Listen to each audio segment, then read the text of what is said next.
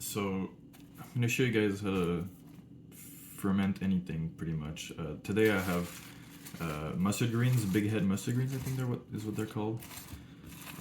I've been meaning to ferment some for a while, so I may as well show, I guess.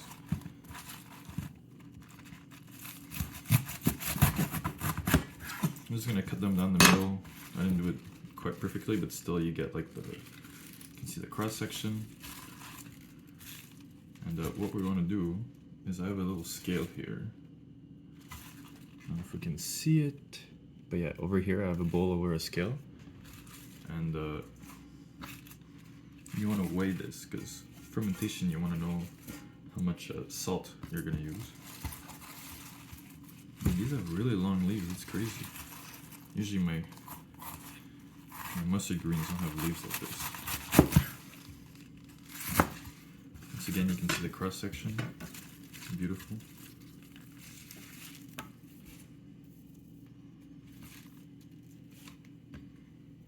So if you look over here, it says that we have 503 grams. So what we're gonna do next, let me make sure I place it correctly. So we have 503 grams. 2% is ideally what we'd like to use, because 2%, well, not ideally, but like I like 2% salt fermentation, but you can go to 2.5, 3%, whatever.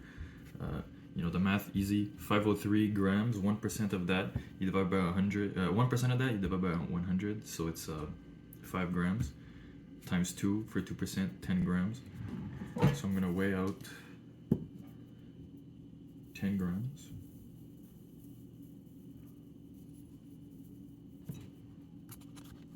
So as you can see, I have 10 grams of salt. Pretty sure my math is correct.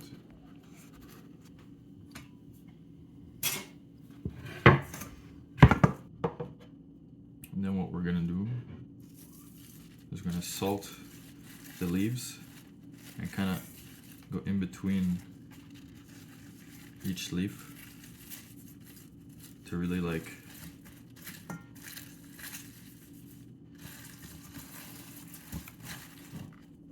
get the fermentation going, get the salt to penetrate, get the water to come out, make sure everything gets some salt. You can do this with cabbage, you can do this with, you know, you could even do it with lettuce, you could do it pretty much any vegetable. You can do it with citrus, you can do it with fruits, vegetables, really anything. 2% is good, it creates a good environment for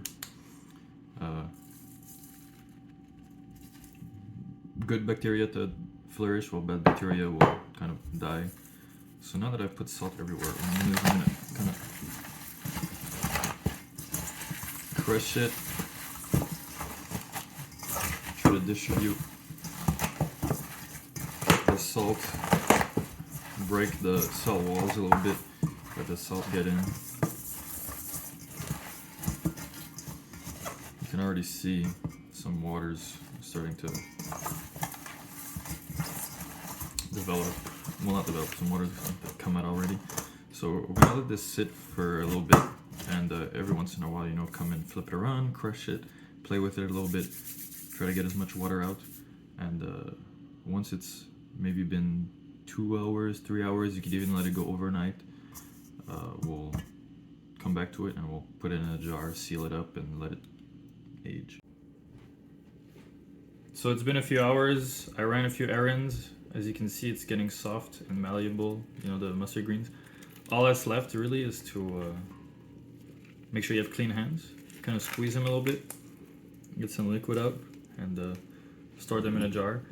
You want to get a jar that's like the smallest jar possible that can fit everything, because you want it to be pretty tight. That way there's less space for air pockets, less space for bad bacteria to sneak in. But usually, considering this is a, you know, we salted it enough that it would have it wouldn't harbor any like bad bacteria. It should be fine. But as you can see, it's like, this would be super turgid, and now it's soft and I can bend it and put it in here.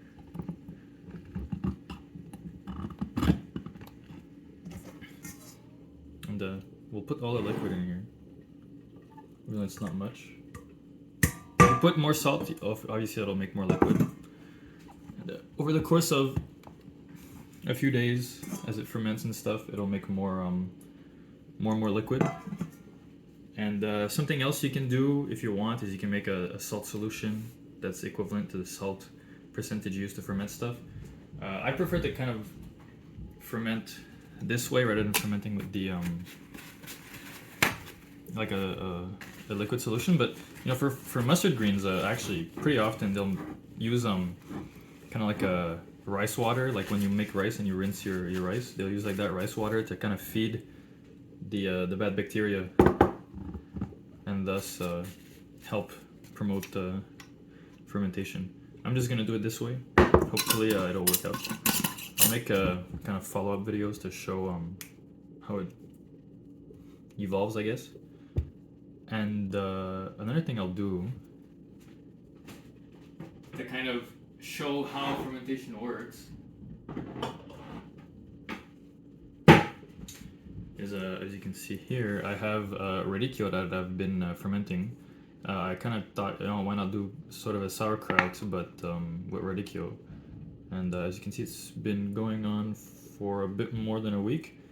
And I can see here there's some resistance, because as bacteria eats sugar and makes acetic acid and lactic acid, they let off some gas. So every once in a while, so that your stuff doesn't blow up, you want to kind of burp them. And I'll go like, boop, and go kind of like when you open a can of soda or something. Oh, this is getting pretty good. It's getting sour smell, complex smell. Another thing you can do is every once in a while, you know, squeeze stuff to make sure, with clean utensils, obviously you don't want to introduce bad bacteria. You want to make sure it's under the brine.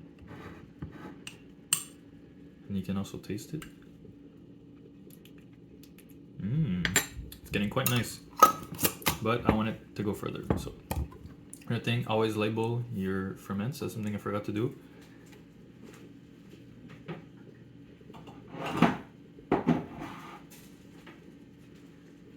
The reason you want to label them is so that you know when you started fermenting them and what percentage of salt you use and things like that. That way, you always know if something went wrong. You'll be able to kind of figure out what went wrong, and if it goes well and you want to recreate it, you'll know as well.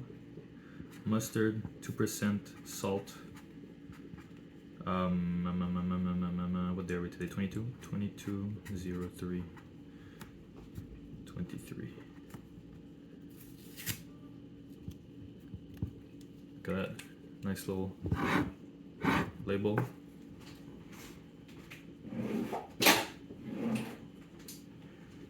And you know, you keep track of it. You look at how it changes. You look at how much liquid it makes. You look at how it goes, and that's about it. You know, fermentation is pretty easy. The scary part is that it's a long time investment, and that I guess you might get sick if you eat something bad. But you know, trust your nose, trust your instincts. If you think it smells really bad, and not in like a funky kind of pleasant fermentedness bad, like throw it away. If you see like mushrooms or spores or things like that, throw it away. If you want to be like super safe with fermentation, another good way is to use sous vide bags and sous vide your like vacuum seal your stuff. That way there's no air whatsoever, so there's nothing except the bacteria and the thing. That way you don't have to put a brine. You don't necessarily need to make sure everything's submerged. And also, it's a good way to keep track of the fermentation, because in a bag, the bag is gonna puff up and expand as the gases develop. So if you see that the bag is about to blow up, you know, you pop a leak, let this stuff, and then transfer it to another bag and re-vacuum seal it.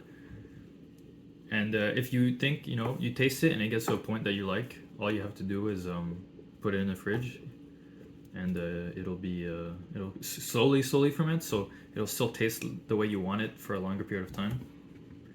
And another thing is make sure you use fermentation safe jars. you know, you want to use something that's non-reactive. You want to make something. You want to use something that is fermentation safe. So there's a lot of mason jars because of the hipsters that they're just kind of decorative. They're just like to drink out of or whatever.